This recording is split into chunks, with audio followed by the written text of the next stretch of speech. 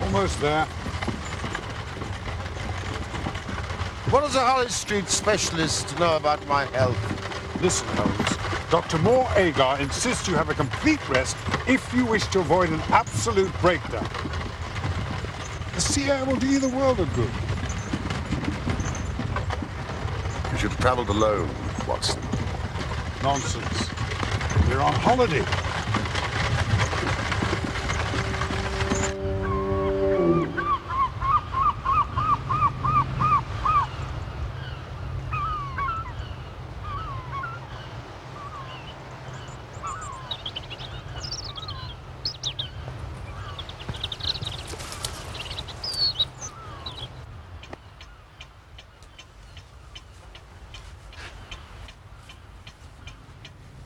Why, it's wonderful, Holmes, wonderful. The views are spectacular. We're overlooking the most dangerous piece of coastline in the country. Your friend is a natural historian, I presume. An old acquaintance from my college days.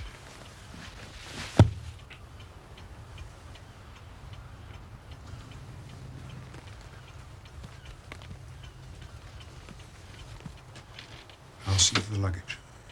Thank you.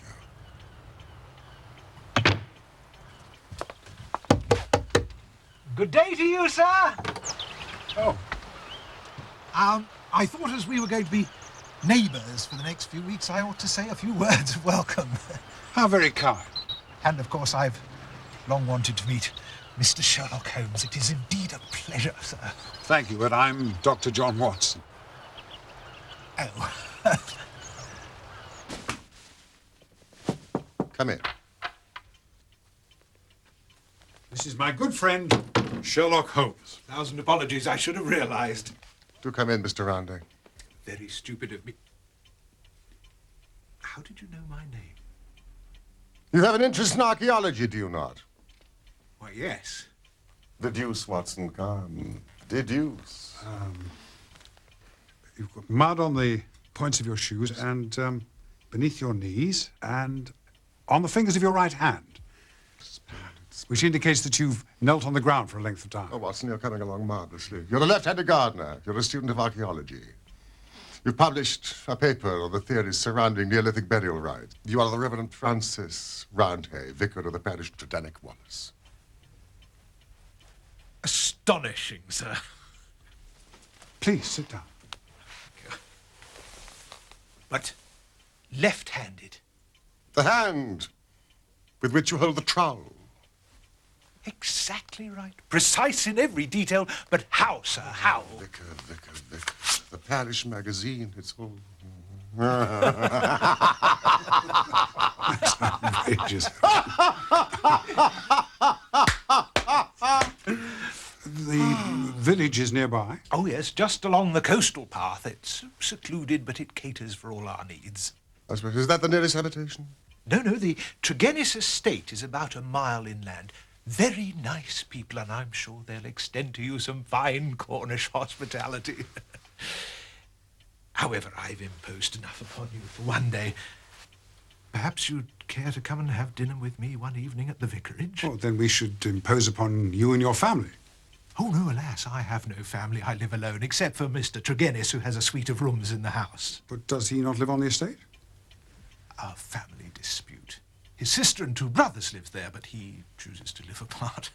Do you know, dinner at the vicarage is a splendid idea.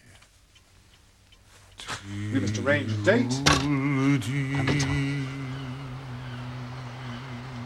Yes, well, of course, gentlemen. Good day to you.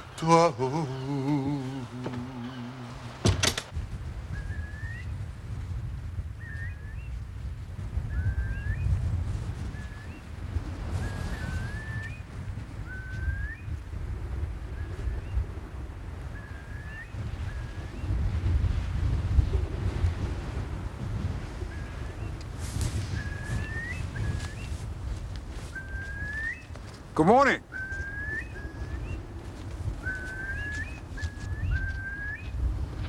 Cornish hospitality. Weather-pitted slabs of granite. Ancient tombs. Scattered throughout the length and breadth of this peninsula. Like the sea. I suppose death is always with us.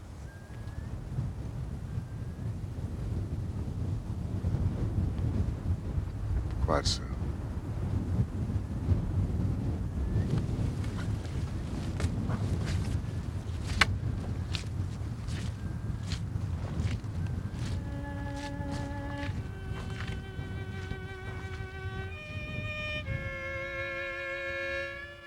Quite often during those days in Cornwall, Holmes would strike out alone.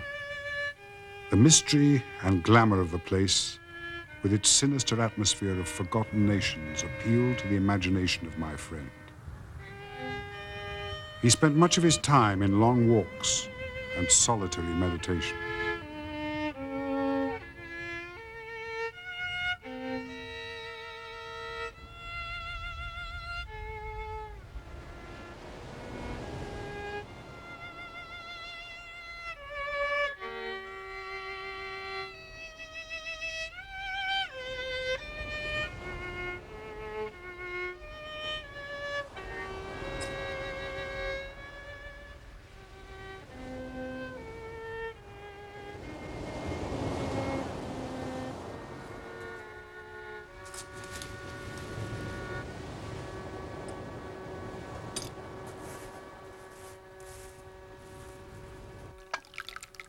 One morning, however, my friend's convalescence was violently interrupted.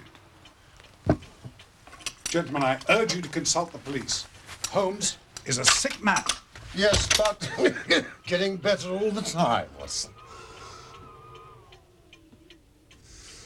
This is a matter of some emergency. Mr. Holmes, we can only regard it as a special providence that you should chance to be here at this time, for in all England you are the one man we truly need. I've tried to explain to Mr. Tregennis and Mr. Roundhay that you're in convalescence. Yes, I'm sure they'll be very sympathetic. Please sit down. Thank you.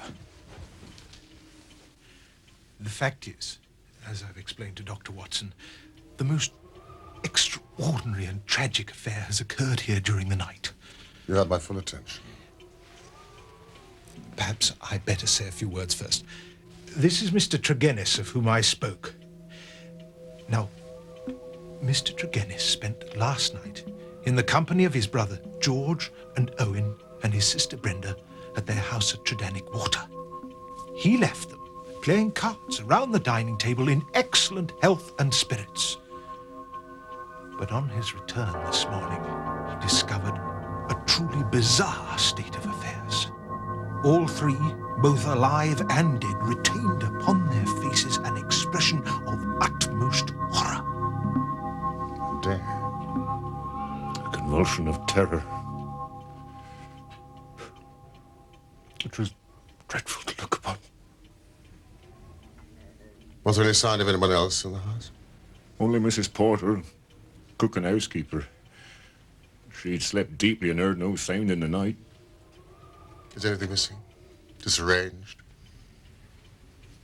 Nothing, Mr. Holmes. Could possibly frighten a young woman to death and two strong men out of their senses. Yes, well, indeed. And I'm sure, Holmes, that the local police will have reached some conclusions. However erroneous they may be. Holmes. Think. Tell me about last night, Mr. Tregennis. Well, Mr. Holmes,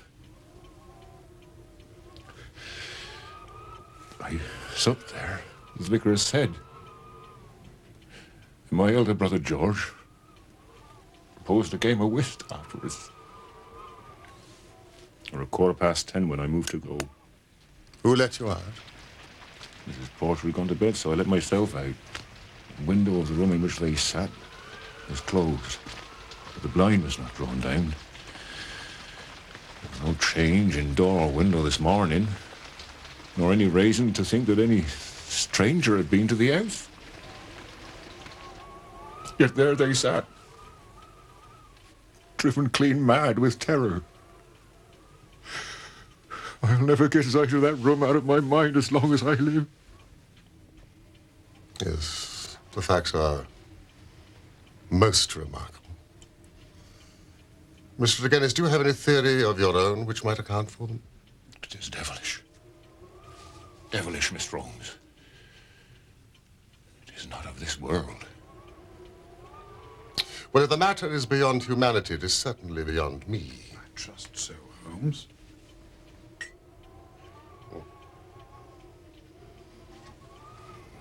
Now think very carefully, Mr. Tregennis, about the evening that you spent together. Did anything stand out in your memory which might throw some light upon this tragedy? There is nothing, Mr. Holmes.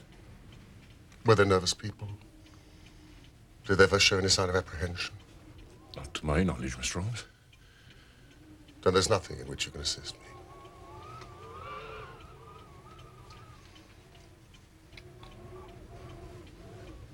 There is one thing occurs to me. As I sat at table, my back was to the window.